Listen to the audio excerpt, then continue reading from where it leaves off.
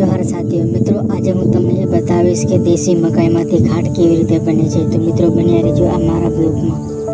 તો મિત્રો આ છે આપણી દેશી મકાઈની ઘાટ। મિત્રો તમે જોઈ શકો છો, એને ગરમ પાણી અંદર રેડવામાં આવે છે,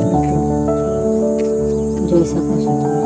પછી એને બંને માણસ થઈને કે ચાળવવામાં આવે બરાબર, જોઈ શકો તમે।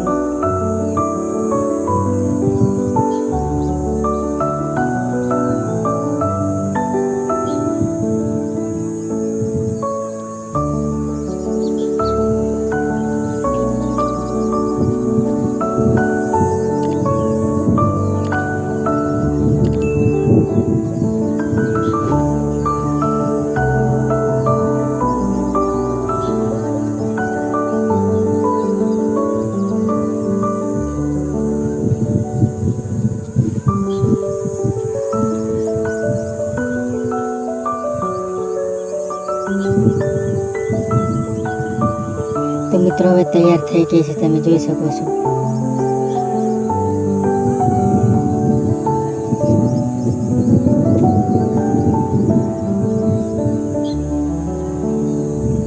તો મિત્રો તમે જોઈ શકો છો, બનીને તૈયાર થઈ ગઈ છે, વિડીયોમાં તમે જોઈ શકો છો।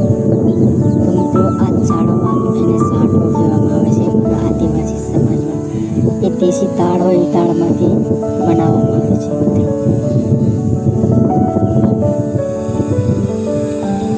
જોઈ શકો છો મિત્રો તમે, જો બંને રેડી થઈ ગઈ છે।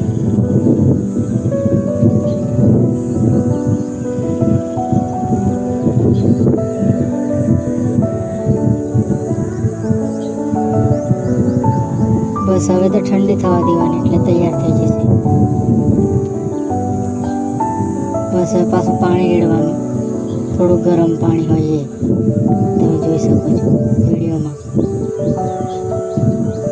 પછી હવે પાછું ચાળવી દેવામાં આવે, એટલે જે પાણી અંદર હોય એ પાણી બધું કમ્પ્લીટ પસી જાય, અંદર જતું રહે।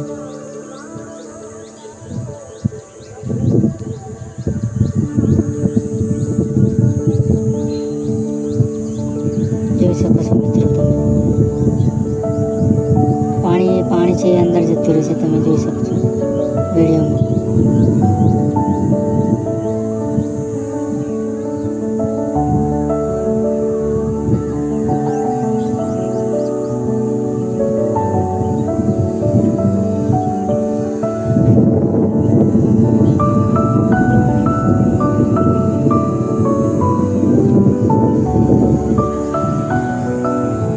જોઈ શકો છો મિત્રો તમે, એ લાકડા અંદર રહી ગયેલા એને કાઢવામાં આવે।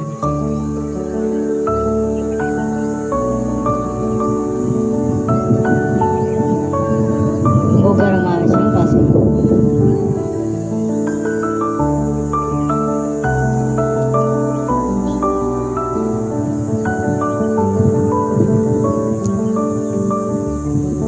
છે ને બાકી ટોપે ટોપ ટનાટન। એકવાર જરૂરથી ખાજો તમે મિત્રો, મજા આવશે। અમારા આદિવાસી સમાજની ફેવરેટ એટલે કે ઘાટ દેશી મકાઈની।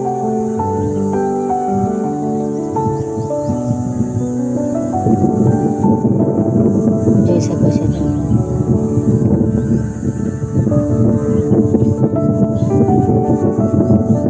तो चलो दोस्तों, अगले ब्लॉग में फिर मिलेंगे, और मेरे चैनल को सब्सक्राइब और लाइक शेयर जरूर करना। तब तक